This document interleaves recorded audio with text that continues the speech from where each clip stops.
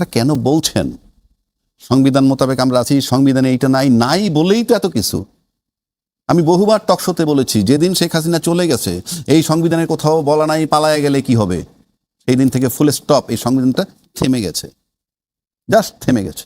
আমাদের এই সংবিধান, আমাদের এখন প্রযোজনা থেকে একটা প্রশ্ন আসছে যে সংবিধান বড় নাকি জনগণ? সেটাই বলছি, সেটা যদি আপনি আসেন, সেজন্যই জনগণ।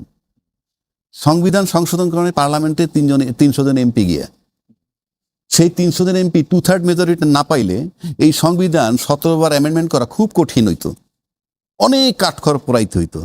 যেহেতু 2/3 মেজরিটি নিয়ে করছে, সবসময় সংবিধান একতরফা সংশোধন হয়েছে।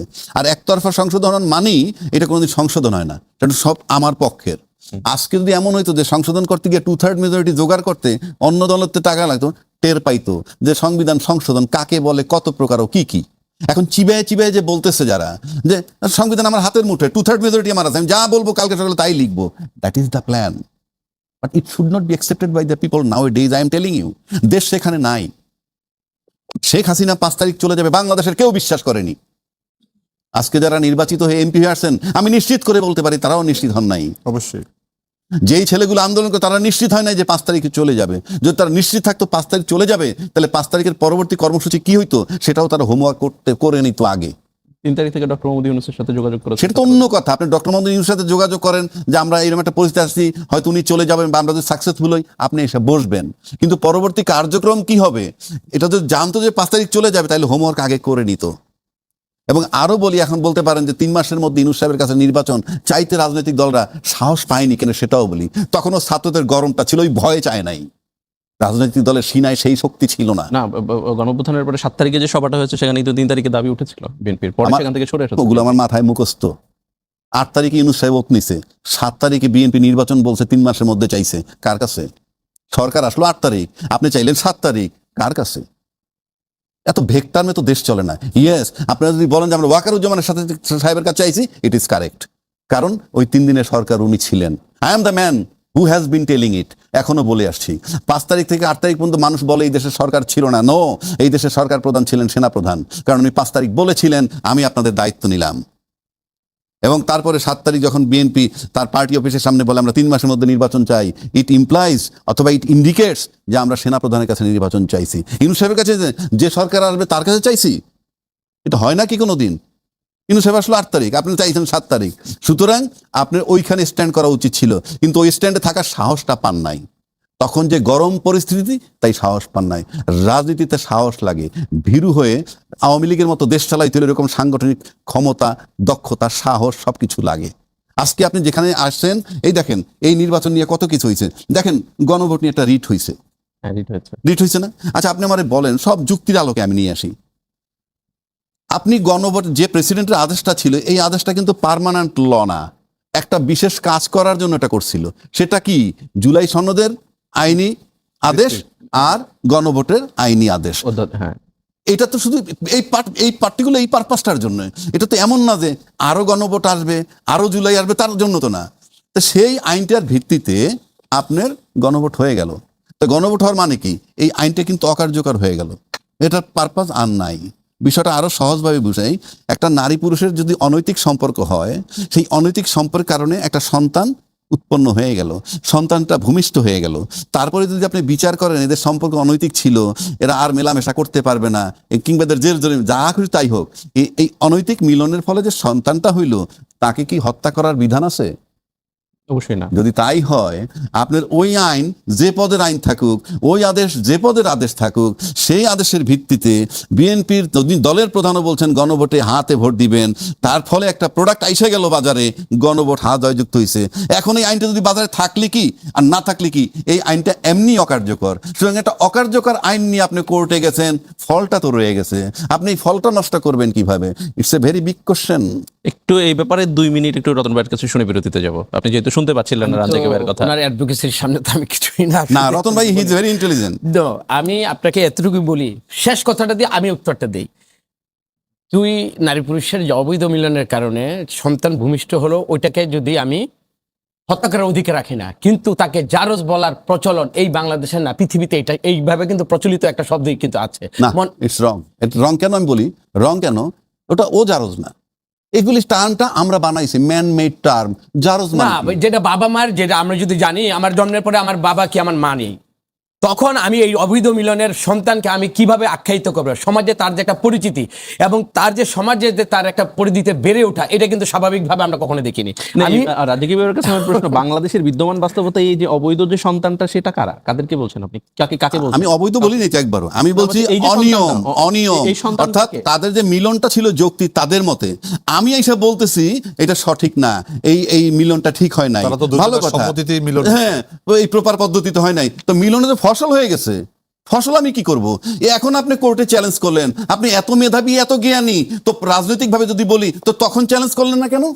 অর্থাৎ জুলাই সনদ হচ্ছে সেই, না না, আপনি যখন সেই প্রেসিডেন্ট আদেশটা আসলো তখন চ্যালেঞ্জ করেন নাই কেন? এখন বলতে পারেন কি চ্যালেঞ্জ আমি যে কোনো সময় করতে পারি, আগেও পারি পরেও আরেকটা পারি। প্রশ্নে আমি হ্যাঁ, একটা হ্যাঁ, বলি। একটু তো আওয়ামী লীগকে যেভাবে লেজিটিমেসি মানে বলতে কি, ও ফাঁসিকি গণতন্ত্রের প্রবক্তা ছিল, ও ভোট ছাড়া গণতন্ত্র মানে ক্ষমতা থাকার পরেও সে আস্ফালন করে বলছে যে কোথায় তোমাদের হ্যাডম, গণতন্ত্রের শিক্ষা আমি হাসিনার থেকে নাও।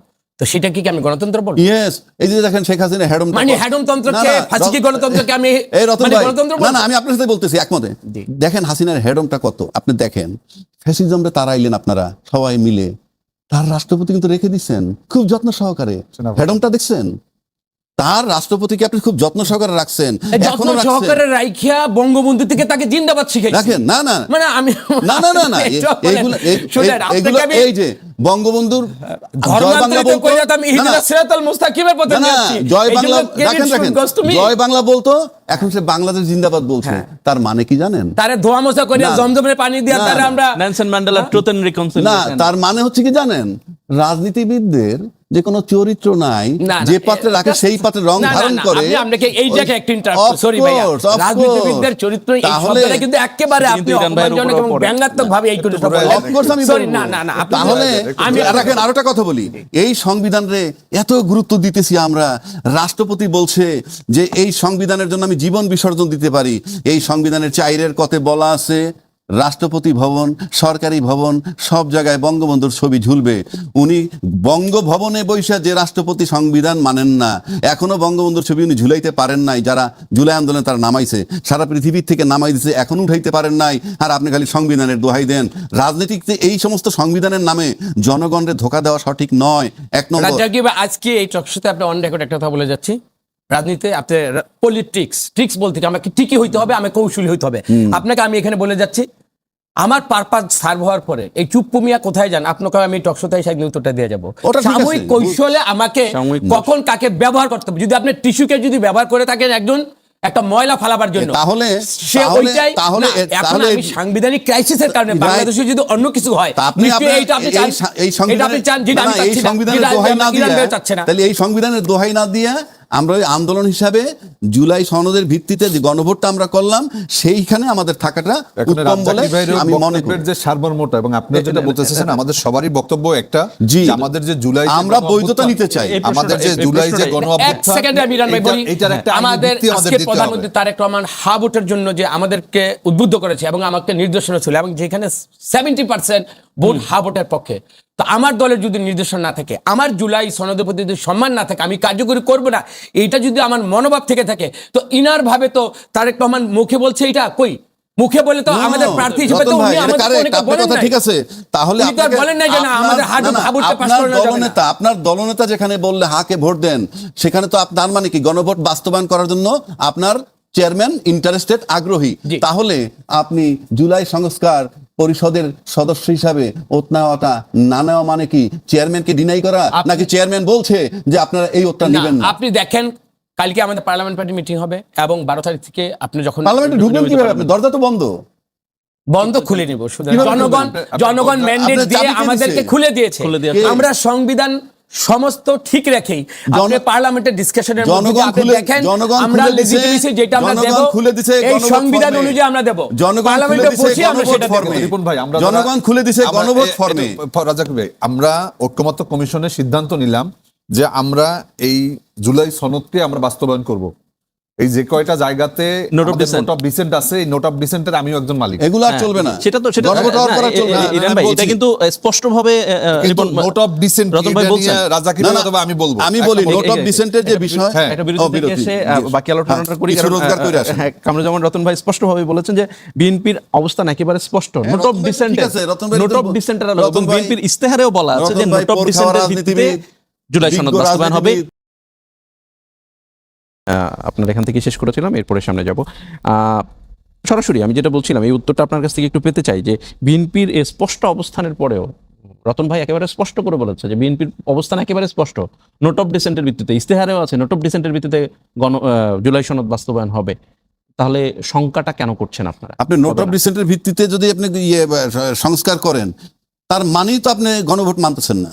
কেন আমি বলি, নোট অফ ডিসেন্ট হয়েছে বলেই গণভোটের প্রশ্ন আসছে। কিন্তু জুলাই সনদ যেখানে 84টি বিষয় ছিল, যে আর সনদে ওই সবাই 84 স্বাক্ষর বিষয় করেছে, এখানে আছে। সেখানে তো আমি নতুন বলি- সংশোধন করে অধ্যাদেশ করা হয়েছে। আমি বলি 84টা বিষয়ই ওই গণভোটের ভিতরে যে ABCD 4টা দফা আছে, তার ভিতরে সব ঢুকানো আছে। আপনি নোট অফ ডিসেন্টে ঐক্যমত্যে আসতে পারেন নাই বইলেই আমাকে ভার দেওয়া হয়েছে গণভোটের, এবং গণভোটের প্রস্তাব বিএনপি আনছে। বিতর্ক হয়েছিল, জামাত বলছিল ইলেকশনের আগে, আর তারা বলছে ইলেকশনের দিন একই গণভোট দিনে। হয়েছে 48টার উপরে, এবং সেখানে 30টা নিশ্চিত মানতে হবে। আমার দরকার নাই তো, গণভোট হওয়ার পর আপনার প্রশ্ন হলো হ্যাঁ এবং না। সুতরাং এখন এই যে নোট অফ ডিসেন্ট, এই আলোচনা চলবে না, নাম্বার ওয়ান। আর এই যে বলতেছেন যে ডেপুটি স্পিকার পদ অফার দেওয়া, এটা তো করুণার ব্যাপার না, মজার ব্যাপার না। আপনি যদি জুলাই সনদ বাস্তবায়িত হয়, তাহলে ডেপুটি স্পিকার বিরোধী দল থেকে দিতে বাধ্য, ইন অ্যাকর্ডেন্স উইথ কনস্টিটিউশন। কিন্তু আপনি এখন আমার সাথে যদি এইসব বলেন আমরা আপনি দিচ্ছি, উদারতা দেখেন। না না, আপনি কিসের উদারতা দেখবেন? কিসের উদারতা? আপনি জুলাই সনদ মানবেন না, আপনি গণভোট দেওয়ার পর সংস্কার পরিষদের ওত নিলেন না, আপনার দলের দায়িত্বশীল লোক এমনও বলছে কিসের জুলাই আন্দোলন, এই কথাও বলছে, রেকর্ডে আছে। তো আপনি এইগুলা বলবেন আর বলবেন আমরা সব করব, এটা তো হবে না। বাংলাদেশে আজকে 26-এ তো নির্বাচন হওয়ার কথা নয়, বাংলাদেশে আজকে 26-এ নির্বাচন হওয়ার কথা নয়, আমি খুব জোর গলায় বলছি। সুতরাং আপনি 26-এ নির্বাচন নিছেন কি হিসাবে? এটা জুলাই আন্দোলনের ফসল। 1000 লোক মারা গেছে। হাদি হত্যার আসামি আপনি কলকাতা থেকে ধরে ফেললেন, ফাইন, ভালো কথা, গুড। হাদি হত্যা হয়েছে একটা চেতনার ছেলে, কিন্তু তার চেয়ে বড় তো আন্দোলন যারা করলো, যে 1000 লোক মারা গেল, সেটা তো আরো গুরুত্বপূর্ণ। সেখানে আপনি চিফ প্রসিকিউটর চট করে বদলাই দিলেন, আজকে নতুন চিফ প্রসিকিউটর এসে বললো একটা ঘুষের কথা উঠছে, এটা দিয়ে আপনি রায় প্রশ্নবিদ্ধ হয়ে গেছে। তার মানে আপনি কি বুঝাইতে চান? আপনি চিফ প্রসিকিউটর আইসে আপনি ফার্দার প্রসিড না কইরা আপনি পিছনের জাজমেন্টটা প্রশ্নবিদ্ধ হয়ে গেছে। তাহলে তো সে প্ল্যান বুঝাই যাচ্ছে যে জুলাই চেতনা যারা করছিল, যাদের বিরুদ্ধে, তাদের পক্ষেই সরকার বৈঠা আছে। তা না হলে আপনি আজকে চট করে একটা ঘুষের ইস্যু আনায় বললেন কেন বিচারটা প্রশ্নবিদ্ধ হয়েছে? জাজমেন্ট যেটা হয়েছে ইট ইজ ফাইনাল, আপনি বলতেই পারেন না প্রশ্নবিদ্ধ, হায়ার কোর্টে যাবে। যিনি বলছেন সে chief prosecutor, he knows the norms of the court. আপনি বলতে পারবেন না বিচার প্রশ্নবিদ্ধ, আপনি হায়ার ফোরাম খোলা আছে, আপনি হায়ার ফোরামে যাবেন, আসামি এসে হাজির হবে, তারপরে হায়ার ফোরামে যাবে। এই যে জিনিসগুলা, এগুলা দিয়ে আমাদের ভিতরে এমন ডাউট তৈরি করতেছে, আমি কিভাবে আস্থায় নিব যে আপনি এটা করবেন সেটা করবেন? অসংখ্য ধন্যবাদ অ্যাডভোকেট আবু হানিফ রাজ্জাকি। আসতে চাই কামরুজ্জামান রতন ভাই আপনার কাছে। রাজ্জাকি ভাই যেটা দিয়ে শেষ করেছে, আই মিন এ ডাউট, অর্থাৎ উনি শঙ্কা প্রকাশ করার কেন করছেন তার ব্যাখ্যাও দিয়েছেন। কারণ গণভোটের পরে উনি বলছেন যে কোনো নোট অফ ডিসেন্ট থাকে না, আপনারা বলছেন নোট অফ ডিসেন্টের আলোকে বাস্তবায়ন করবেন। বিচার নিয়ে উনি প্রশ্ন তুলেছেন, কি বলবেন? দেখেন, আমরা রাষ্ট্র মেরামতের কথা কিন্তু বলেছি সবচেয়ে আগে। আমরা 31 পর্যায়ক্রমে দফায়। সব সংস্কার কর্মসূচি বাস্তবায়ন আমরা কিন্তু করব। তবে সংবিধান নির্দেশিত পথের বাইরে আমরা কোনো প্রক্রিয়া আমরা কিন্তু গ্রহণ করতে আমরা যাচ্ছি না। এখন রাজ্জাকি ভাই সবসময় তো মানে বেনিফিট অফ ডাউট নিতে চান।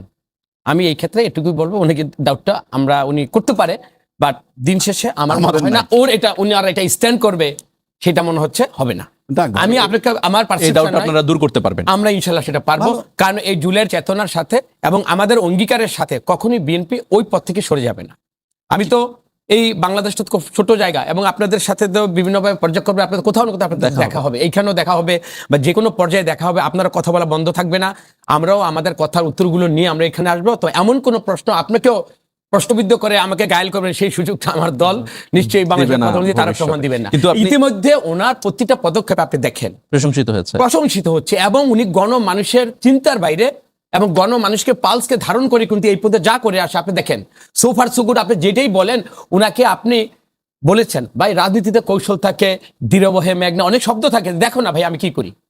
আপনার কথার বাইরে আমি যাব না, এটা আমি বলছি না, বাট আমার কথার মধ্যে দিয়ে, কাজের মধ্যে দিয়ে আপনাকে রাজনীতি করার সুযোগ জাতীয়তাবাদী দল ইনশাল্লাহ দেবে না। এই বর্তমান প্রধানমন্ত্রী অনেক কাঠখড় পুড়িয়ে না, জীবনের সর্বস্ব হারিয়ে কিন্তু বাবা ভাই মাকে হারিয়ে আজকে এই জায়গায় দাঁড়িয়েছে, এবং যেই সম্মানটা উনি পাচ্ছে এবং জনগণ তার কাছে যে প্রত্যাশা করতেছেন ওনার কাছে, আমার মনে হয় এ থেকে সরে যাওয়ার চিন্তা রাজ্জাকি ভাইরা অনুমান নির্ভর কথা বলতেছে। আমি ইসলামও কিন্তু অনুমান আমি না, নির্ভর আমি কথা যা বলে দেখছি তাই বলছি। এটাকে স্টার্ট যা করা যায় না। দেখতেছি তার আলোকে বলছি। আপনি লেটসি, আমি মনে করবো আরেকটু অপেক্ষা করুন, নিশ্চয়ই আমাদের ভালো জিনিস, এবং কথা আপনাদের এই পর্যায়ে বা এই ইস্যুতে কথা বলার সুযোগটা বোধ আমাদের খুব সহসাই এটা কমে যাবে ইনশাআল্লাহ। অসংখ্য ধন্যবাদ কামরুজ্জামান রতন ভাই, আসছে ডাক্তার মুস্তাফিজুর রহমান ইরান ভাই। আমি রাজ্জাকি ভাইয়ের যেই সর্বশেষ কথা সেটি দিয়েও আপনিও কি ইন এ ডাউট? আমরা যখন জাতীয় ঐক্যমত্য কমিশনে দীর্ঘদিন আমাদের অনেক আমাদের এক একটা কমিশন থেকে এক একটা বই পুরো করে বই এবং অনেক গবেষণা, অনেক আমাদের সিদ্ধান্ত এবং কি বলে পাল্টা সিদ্ধান্ত, এবং এটাকে আবার ঐক্যমত্যে আসা, আমরা যেই জায়গাগুলোতে বিএনপি সহ আমরা কয়েকটা কত প্রায় 4-5টা দল হবে, আমরা এই নোট অফ ডিসেন্টের যে অংশীদার, আমরা এই জায়গাগুলোতে আমরা একমত হয়েছি। আবার এই নোট অফ ডিসেন্টটা হলো আমরা তখনও কিন্তু এই যে আইনি ভিত্তির যে প্রশ্নটা, গণভোট হওয়া, এই জায়গাগুলোতে আমরা ওই সময় আমরা আসি নাই। তো একটা পর্যায়ে যখন প্রশ্ন আসলো যে আমরা তো এখানে সিদ্ধান্ত নিলাম আমরা এই কাঠামোগুলো পরিবর্তন করতে চাই, তো এটার একটা আইনি ভিত্তি যদি না হয়, এটার যদি একটা লিগ্যাল ফ্রেমের ভিতরে আমরা নিতে না পারি, তাহলে এটার তো কোনো ভ্যালু থাকবে না। তখনও আসলো গণভোটের প্রশ্ন। এই গণভোট নিয়ে অনেকে আন্দোলন করলো 8 দল। আমরা বললাম যে না, গণভোট যদি হতেই হয় তাহলে ভোটের দিনই একই দিনে হবে। তো যাই হোক, আজকে এই গণভোট হওয়ার পরে রাজ্জাকি ভাইয়ের কথার সাথে আমি একমত যে আমাদের এখন আর কোনো নোট অফ ডিসেন্ট বলতে কিছু নাই। এখন জনগণ সকল ক্ষমতার উৎস, এটা বিএনপি ধারণ করে, বিএনপির স্লোগান, বিএনপি এই চেতনার উপরে অবস্থান করে বিএনপিকেও সিদ্ধান্ত নিতে হবে। জনগণ যেই হ্যাঁ উপরে যে ভোট দিয়েছে, মতামত দিয়েছে, এটাই সর্বশেষ সিদ্ধান্ত, চূড়ান্ত সিদ্ধান্ত। এখন শুধু বাস্তবায়নের পালা। অসংখ্য